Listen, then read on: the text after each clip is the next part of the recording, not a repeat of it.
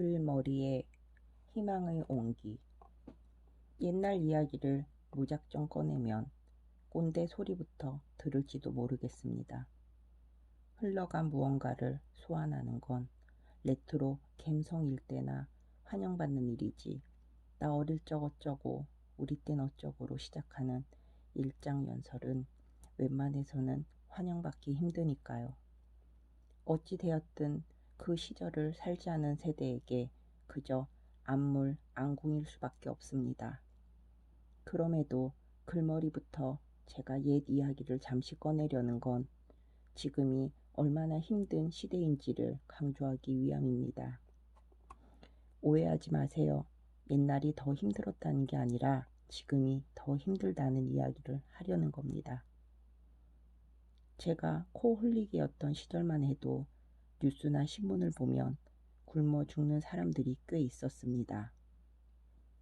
얼어 죽는 사람도 간혹 나왔지요. 먹을 것, 입을 것, 쉴 곳이 없어 죽는다는 건 지금은 상상하기 어려운 일입니다.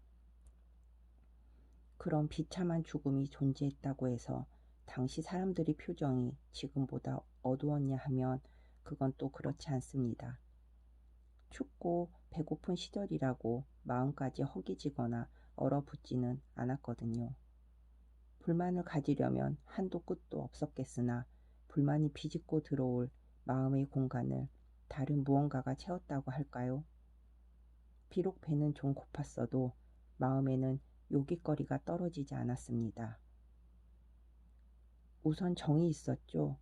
힘든 일이 있으면 이웃 간에 서로 다독였고 그게 제법 약발이 먹혔습니다. 다 같이 어려웠기에 공감해서 얻는 치유력이 있었거든요.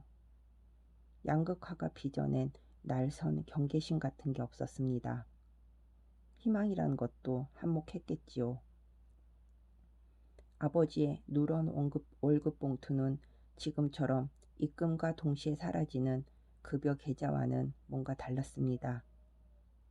착실히 모으면 통장 속 돈이 불어났고 그 통장에 든 예금과 적금이면 한 가족 몸을 늘 소박한 보금자리도 구할 수 있었습니다. 큰 욕심 내지 않으면 가능한 시절이었습니다. 거기서 좀 더 욕심을 부리면 계층 이동의 사다리를 올라탈 방법도 있었고 자기 노력으로 흙수저가 금수저가 되는 길도 열려 있었습니다. 아이들은 참 잘했어요 도장 하나에도 어깨가 으쓱했고 미양가 행렬 속에 낀 수우 한두 개로도 무한한 가능성을 꿈꾸었습니다. 기회는 누구에게나 균등했지요. 그 희망의 온기가 삶의 싫은 틈을 메워주었습니다. 시대는 이제 달라졌습니다. 문물이 화려해지고 모든 것이 넘쳐나게 풍족해졌지만 사람 사이의 온기가 식고 무엇보다 희망이 많이 쪼그라들었습니다. 어쩌면 이 화려함이 풍족함이 역설적으로 세상을 더 차갑게 만들고 마음을 더 가난하게 굶겼는지도 모르겠습니다. 왜 아니겠습니까? 소외된 이들은 보다 외로워졌고 삶은 한결 지난해졌습니다. 풍요 속 빈곤이라는 말은 이미 닳고 다른 문구가 되었습니다. 그 간단한 표현 하나로 시대의 그늘을 조명하기에는 충분치 않습니다. 양극화는 해를 넘길 때마다 정점을 갱신하고 기회의 문은 자꾸 좁아집니다. 계층 이동의 사다리가 끊기고 동아줄은 가늘어졌습니다. 살면 나아질 거라는 나도 언젠가 좋아질 거라는 희망이 자꾸만 식어가는 이유입니다. 기회의 병목 현상 앞에서 커지는 건 반목과 갈등인가 봅니다. 위로가 필요한 이들에게 오히려 냉소와 혐오가 쏟아지는 시대입니다. 너만 힘드냐? 내가 더 힘들다. 앓는 소리 하지 마라. 그럴 바에 그냥 죽자. 생사의 절박함을 호소하는 사람들 앞에서 누군가는 조롱 시위를 벌이기도 하고 온갖 인간 혐오를 기치로 내건 단체들이 망설임 없이 전진하고 있습니다. 이미 헐거워질 대로 헐거워진 이태로운 인간망 위로 펄펄 끓는 혐오의 샘물이 수시로 쏟아져 내립니다. 얼마 남지 않은 매듭들마저 언제 다 녹아 없어질지 모를 일입니다. 혐오가 화염처럼 사람 사이의 관계를 태운다면 냉소는 한파가 되어 사회를 얼립니다. 공감에도 모자랄 아픔에 조롱과 비웃음의 댓글이 꼬리를 뭅니다. 문제를 진단하고 풀어보겠다는 냉정의 차원을 넘어 아예 찬물을 끼얹어 버리려는 냉소가 불붙은 혐오의 차선과 나란히 질주하고 있습니다. 종착지가 파국이라면 타거나 얼거나 둘 중 하나입니다. 우리가 지금 살고 있는 이 세상이, 우리 아이들이 계속 살아야 할 세상이 이런 식으로 흘러가게 되어서는 안 됩니다. 냉소와 혐오가 시대의 지배정서가 되어서는 안 되니까요. 서로를 미워하고 비웃기만 하는 사회에 희망이 설 자리는 없으니까요. 희망이 없다면 생은 악몽입니다.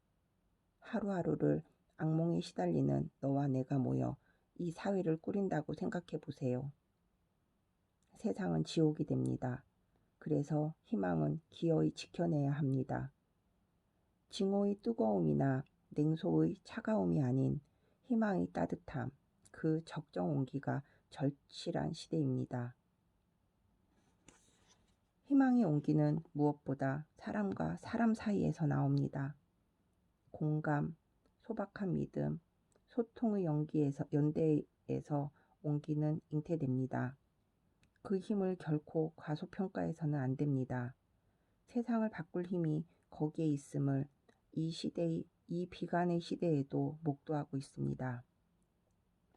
발전소 갱도의 어둠 속에서 쓸쓸히 죽어간 청년을 애도하는 물결이 위험의 외주화를 막자는 김용균 법을 만들어냈고, 음주운전에 희생된 안타까운 청춘을 기리는 연대가 비극의 고리를 끈차는 윤창호법을 만들었습니다.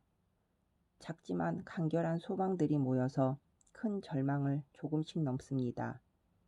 함께 짚인 희망의 온기가 세상의 부조리를 녹입니다.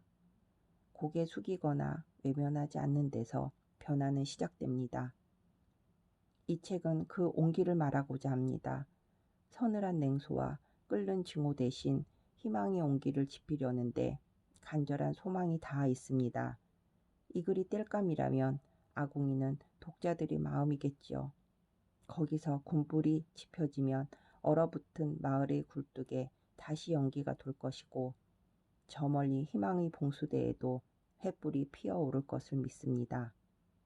2019년 여름, 박주경.